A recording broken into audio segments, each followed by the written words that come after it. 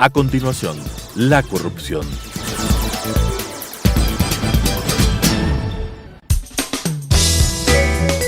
Clasificación B, bajo supervisión de un adulto. Son de exclusiva responsabilidad de sus autores y de quienes intervienen en ellos.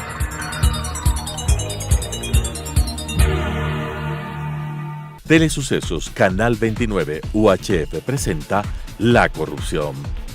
La corrupción es una asociación para delinquir entre corruptor y corruptos. ¿Podemos seguir siendo complacientes frente a este flagelo? Con la conducción de Freddy Bravo. La corrupción. ¿Qué tal, amigos? ¿Cómo están ustedes? Qué gusto de saludarlos y por supuesto mi agradecimiento por permitirme ingresar a vuestros hogares para tratar estos temas que evidentemente están este instante siendo discutidos, conversados en diálogos por la mayoría de los ecuatorianos preocupados de los destinos de la patria. En marzo 9 del 2007, ustedes me van a permitir leer, el diario La Hora genera un editorial que yo diría que es histórico. El 7 de marzo del año 2007 fue el día negro, fue un día negro para la historia del país porque se dio un golpe de Estado a la primera función del Estado, a la función legislativa. Y cabe recordar con precisión, señoras y señores, que el candidato en el 2006, el señor Rafael Correa Delgado, se presenta como candidato a la presidencia de la República y renuncia poner candidatos a la legislatura. Yo no sé si muchos pecaron de ingenuos. No sé si lo más fácil era recoger los hombros. ¿Quién sabe si para otros el tema era algo así como algún dramaturgo alguna vez describía el tema del nazismo y decía, están persiguiendo a los judíos, pero como yo no soy judío, no tengo problema. Luego le decían, pero también están persiguiendo a los protestantes. Sí, pero yo no soy ni judío ni protestante, así que no es conmigo. Pero también persiguen a los sindicalistas. Bueno, yo no soy ni judío, ni protestante, ni sindicalista, así que eso no es conmigo. Y se dio cuenta, cuando vinieron por mí, ya era tarde. Digo, solo el hecho que el señor Rafael Correa Delgado, con la etiqueta de la Revolución Ciudadana, del socialismo del siglo XXI, de guerra a muerte a la partidocracia, de combate a la corrupción, de recuperar la patria, con el grito incluso eso de alerta que camina la espada de Bolívar por América Latina, como si Simón Bolívar habría sido comunista o socialista, nadie más liberal que Simón Bolívar. Entreténganse un poquito leyendo las actas en el Congreso de Angostura o la Carta de Jamaica. Pero además los manuscritos de Simón Bolívar, las cartas con flores, etcétera, etcétera. De suerte que digo, y me voy a referir al editorial, pero el antecedente debió haber despertado el interés, casi como para ponernos en guardia. Pero teníamos aquí, casi en el vecindario, solo un poquito más allá de Colombia, a Venezuela, pues, que el señor Chávez, que él decía, él reaccionaba cuando le decían socialista o comunista hasta tomar el poder. Luego tomó el Congreso. Y en el Congreso luego llamó a unas elecciones ya manipuladas, amañadas. La oposición cometió un error garrafal de no presentarse a ese proceso electoral. Es decir, los chavistas solos. Y aquí viene Correa y dice, yo no presento candidatos al Congreso. ¿Cómo es posible que todo el mundo se quedó con los brazos cruzados? Sí, está bien. El Congreso es lo más desprestigiado. Todavía tenían un poco en la mente eso que ocurrió en Argentina en la época de la Rúa. Fuera todos. ¡Qué gran deporte nacional! Fuera todos. Pero además quiero recordarles, estimadas amigas y amigos, porque estos temas debemos tenerlos en la mente. Cuando Correa presta sus servicios en el Ministerio de Economía del señor Palacio, algún día que fue a discutir en el Congreso sobre el tema de los fondos de reserva del Congreso, del Seguro Social, decía, si ustedes no me aprueban la ley, los traigo a los forajidos. Ese momento debió haberse puesto de pies un legislador y sacarlo a empellones. Otra cosa quiero decir, pero voy a dejar a empellones. ¿Cómo pudieron haberle permitido a un tipo que vaya al recinto parlamentario a desafiar a los diputados? Debieron haber sacado a empellones. No, eso es lo que habría querido hacer. Pero no lo voy a decir porque está lejos. Porque si estaría presente se lo dijera, sin problema. Muy bien. Entonces daban dos, pues. Estaba el cuadro, estaba el perfil, estaba el identikit. ¿A quién hacen el identikit? En el SIG hacían a los delincuentes. Pero como estamos viendo actos delincuenciales, le pongo en el identikit de Correa, estaba quién era. No hacía falta preguntarle quién es, de dónde viene y qué pretende. Suficiente con esas dos actitudes. Primero, se va en rebelión contra la Constitución que arma el cuadro administrativo y convoca un proceso electoral para elegir presidente, vicepresidente, asambleístas, concejales era en la época, concejales de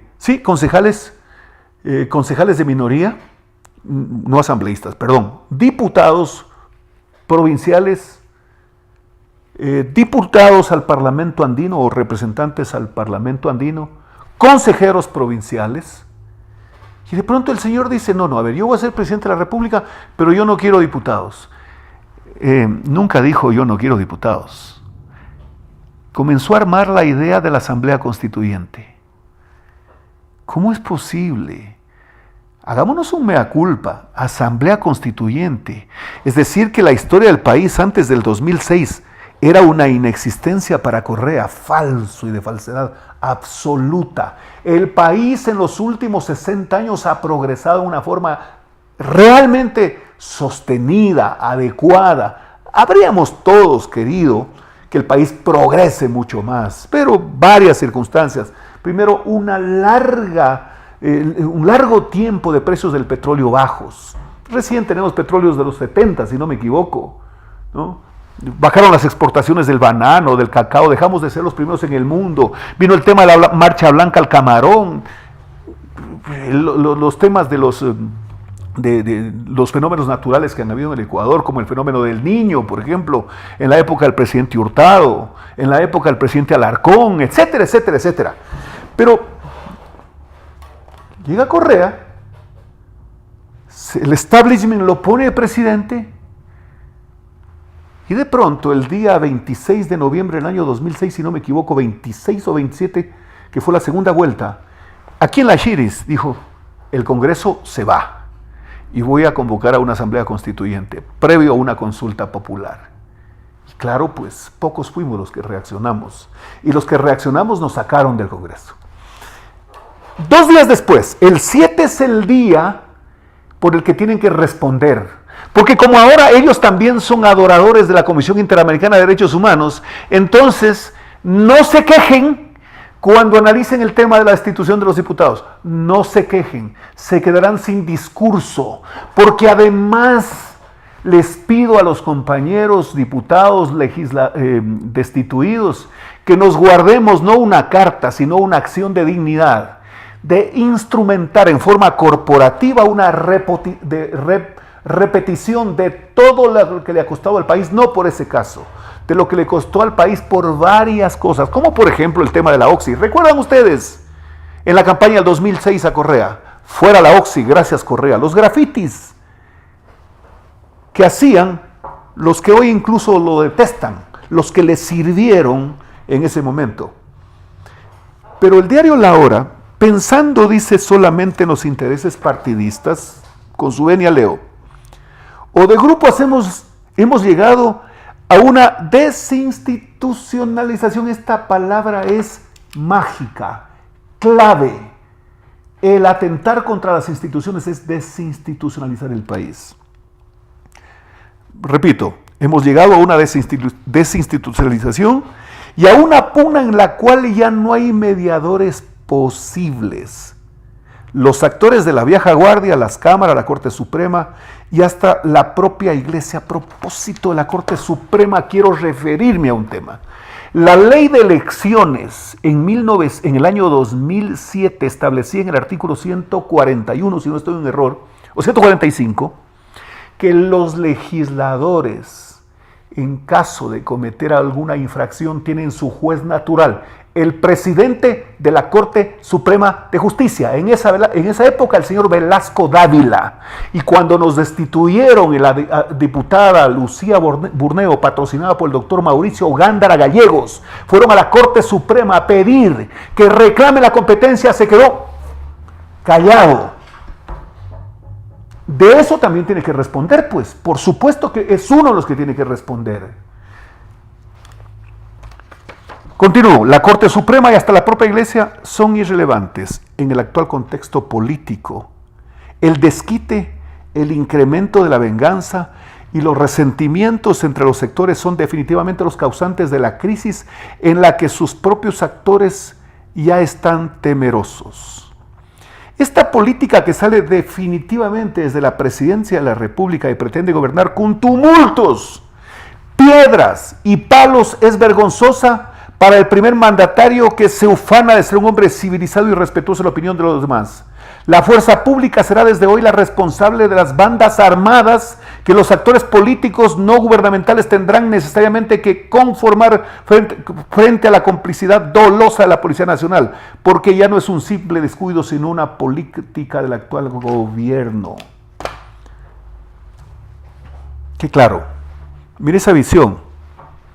9 de marzo del 2007, diario La Hora. Ese es el editorial del periódico. Ese es el pensamiento del periódico. Está en la página editorial. Habla de la desinstitucionalización. Habla de la política de violencia general de la Presidencia de la República. Al director del diario le siguió el primer juicio que se hizo por una opinión a un ciudadano.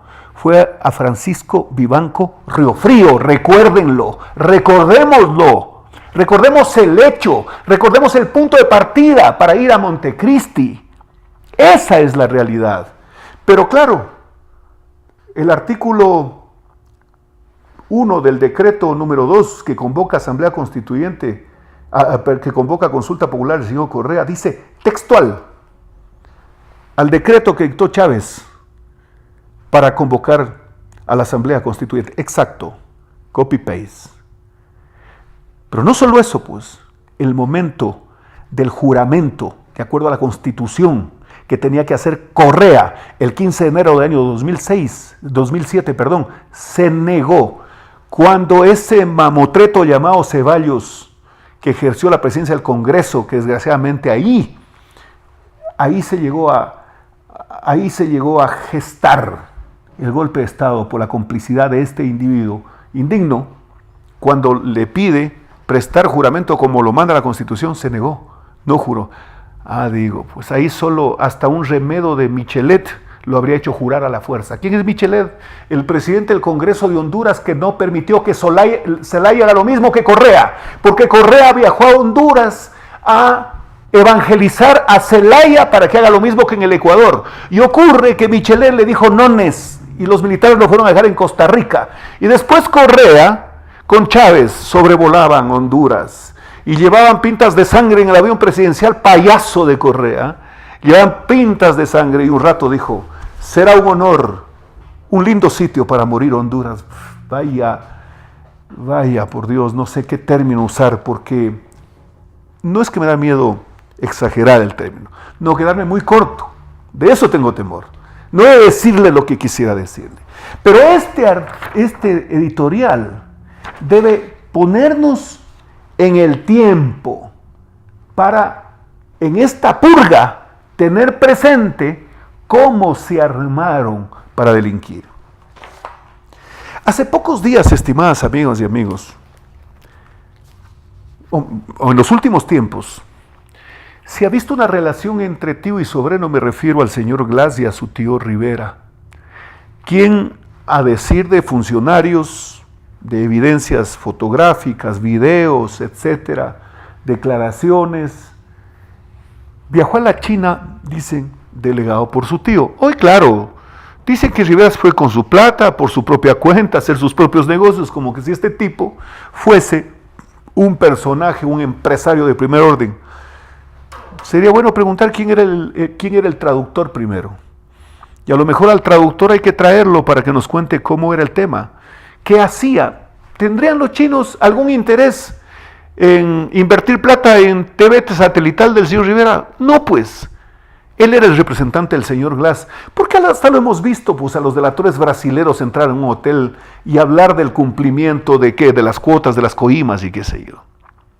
Pero en esta desinstitucionalización, un congreso, una asamblea disminuida no es otra cosa que una institución ineficiente. Es casi el edificio. Es como una constitución que no se respeta, es casi el libro. Si Glass hacía eso con su tío, no les fue suficiente. Yo quiero que me permitan leer este documento. Es un memorándum número del 2016-0483. Tiene las siglas MINFIN, Ministerio de Finanzas. Quito, Distrito Metropolitano, 28 de octubre de 2016. 28 de octubre del 2016, hace un poco más de un año. Es decir, en plenos preparativos, en estas fechas, se estaban inscribiendo las candidaturas, o ya se inscribieron las candidaturas. Para la señora economista Grace Jiménez Rivera Llanes. Grace Jiménez Rivera Llanes. ¿Quién es ella? Ella es hermana del ministro Rivera, que era superministro de Finanzas y antes fue ministro de Finanzas y luego superministro de Economía o algo así. Asunto: certificación presupuestaria, viáticos, subsistencia en el exterior.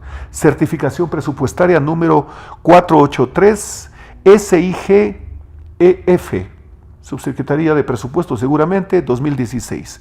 De conformidad, ustedes me permiten que lea, con el artículo 13, numeral 13.2, párrafo segundo del Acuerdo Ministerial 998 de 23 de diciembre del 2014, y a la disposición de la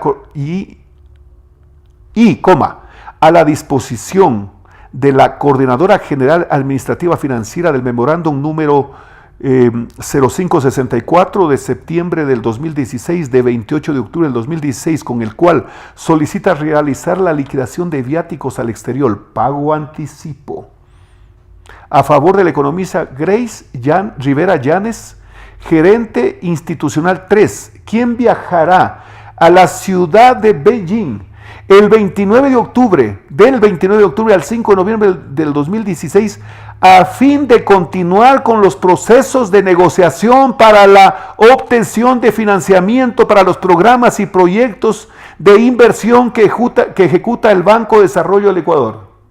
¿Qué les parece? La hermana del señor Rivera, funcionaria, viajando a China, ¿para qué? A fin de coordinar los procesos de negociación para la obtención de financiamiento para los programas y proyectos de inversión. Quiero dejarle una pregunta a los funcionarios, a la señora, a los actuales funcionarios, porque yo no tengo la menor duda que los tiempos están cambiando y cambiando para bien. Tanto para bien que estamos frente a una consulta popular donde el pueblo tiene la palabra respecto, fundamentalmente. Para mí esa es la pregunta clave, para mí, solito para mí, clave. No se puede permitir la megalomanía de ningún despistado que pretenda que puede perennizarse en una función pública, menos en la presidencia de la República. A ver, una pregunta. Quiero saber cómo la señora Rivera Llanes, Grace, ha ido a negociar la deuda. Me encantaría que la Fiscalía inicie una investigación, pues. Si quieren les puedo repetir, pues, inicien la investigación, me convocan, yo les llevo el documento, más allá que lo tienen muchas personas. Alguien decía alguna vez, ¿dónde puede estar más guardado con mayor secreto un documento y mayor sigilo? Y yo le contesté, entregándole al obispo. Sí, pues. Repito, la fiscalía iniciar un proceso solo para hacer una preguntita. Pero yo pues tengo confianza en que la Contraloría también lo podría hacer, pues por la Contraloría dentro del marco de su competencia. Una preguntita para la señora Grace. ¿En qué parte del mundo esta negociación le dejaron como expectativa en caso de controversia? Me explico. Cuando uno hace un contrato de deuda con la China, con Tailandia, con quien sea, se establece un contrato de deuda y se tiene que poner una cláusula. En caso de controversia sobre este tema, es lógico pues, que debería estar la competencia dentro de nuestros jueces, o mejor dicho, en el ámbito de nuestros jueces, en territorio. Pero ocurre que la Constitución, si no estoy en un error, en el artículo 422 establece que en caso de controversia, que las controversias deben dilucidarse aquí. Preguntémosle a la señora Llanes, hermana del ministro y actual, hasta mientras, superintendente de Economía Social, Solidaria, no sé, digo hasta mientras, porque tiene por la Contraloría una notificación que si no la desvanece podría correr la suerte de Glass, de Espinosa, de Ochoa y Rivera, porque las decisiones de la Contraloría determinadas llamándose administrativas culposas, civiles, etcétera, y con responsabilidad penal, inhabilitan al futuro, inhabilitan hacia el futuro. Les voy a poner un ejemplo. Si el señor camarógrafo mañana decide ser candidato a alcalde de Quito, estoy en esta ciudad, y de pronto ejerce su función, y al terminar su función hay un proceso de elecciones parlamentarias, y dice, a ver, por si se me fue la mano en algo, me voy a lanzar de asambleísta, con eso tengo inmunidad y me blindo. No es así, porque si por su función de alcalde le determinan una responsabilidad que no puede desvanecerla, puede el contralor destituirlo y pierde su condición ya no de alcalde, porque ya terminó el periodo, sino sabe de qué, de la función nueva que tiene. Pero es obvio, pues. Es obvio, y así dice la ley, es facultad privativa del Contralor de la República, y eso es lo que está haciendo con el señor Glass, que lo acaba de ratificar, porque el señor Glass se da el lujo, casi la noche de Navidad, de pedir un recurso, de plantear un recurso, y se lo negaron, pues, como es obvio, pues, como es obvio. Entonces, una preguntita para la economista Grace Rivera Llanes, hermana del señor Rivera, que tiene una glosa por temas de deuda, en la Contraloría General del Estado. ¿Dónde definieron en el contrato la competencia? A ver si me ocurre. En Israel, en Taiwán, en las Cortes de Chile, en las de Hong Kong. Primera pregunta que el país debe saber. ¿Por qué? Si es que por desgracia no está en el Ecuador, han cometido un delito de traición a la patria. Esa es la forma. ¿Cómo han manejado? ¿Por qué? Por lo que me refería hace un momento cuando analizaba ese editorial del 9 de marzo del año 2007. El plan fue desinstitucionalizar al Ecuador. Desinstitucionalizar al Ecuador. Cuando Rumiñahui decidió dejarlos con las maletas listas, escondió el oro e incendió la ciudad. Esto es desinstitucionalizar el Ecuador.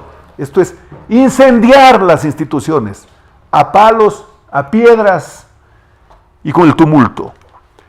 Se me fue este espacio. Esto tenemos que seguirlo. La Corte Constitucional, y a eso me quería referir, dos de las de las integrantes. Me voy a referir a una por el momento, a la señora Ordeñana. Mientras decurría el término de los 20 días, se fue de viaje. El presidente de la República dijo, quiero pedir al Contralor que me analice esa conducta. Pero la propia ley orgánica de control constitucional establece que la propia institución puede ejercer una especie de autodepuración. Porque es obvio, pues, que se fue con viáticos, que le pagaron el pasaje, que pidió vacaciones. ¿Cómo es, pues, que durante los 20 días, por eso es que el presidente se vio obligado a convocar directamente, como lo hizo Correa en el caso de la Concordia? Les dejo solo una cosita y en la próxima la continuamos. A ver, ustedes conocen la refinería del Pacífico. Ustedes van a ver cómo se manejaban los recursos. Dice que la refinería del Pacífico, compañía de economía mixta, tenía 2 socios, digamos. Empresa Estatal de Petróleos del Ecuador, Petroecuador, que ponía $3.825.000, y PDVSA Ecuador S.A., es decir, hicieron una domiciliaron esa compañía en el Ecuador. Hay que ver si hicieron ese trámite. Ponía $3.675.000, total $7.500.000. Esto pusieron en una cuenta, mediante el comprobante número 481-89-16-88-24 del 8 de julio del 2008, a nombre de la señora del señor Salgado Valdés Roberto, con cédula de identidad 1703406536. Solo quedemos pendiente en que se averigüe dónde está este dinero. Está en el Banco del Pichincha, dice el comprobante de depósito. ¿Qué fin tuvo esa plata? Solo como punto de partida. Este puede ser la punta del ovillo sobre el tema de la refinería del Pacífico. Quiero agradecerles infinitamente por la posibilidad de que me permitan ingresar a sus hogares a través de esta opción de Telesucesos. Hasta la próxima. Las opiniones vertidas en este espacio por la producción y dirección del programa son de exclusiva responsabilidad de sus autores y de quienes intervienen en ellos.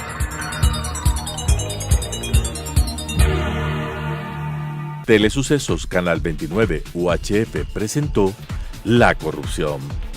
La corrupción es una asociación para delinquir entre corruptor y corruptos. ¿Podemos seguir siendo complacientes frente a este flagelo? Con la conducción de Freddy Bravo. La Corrupción.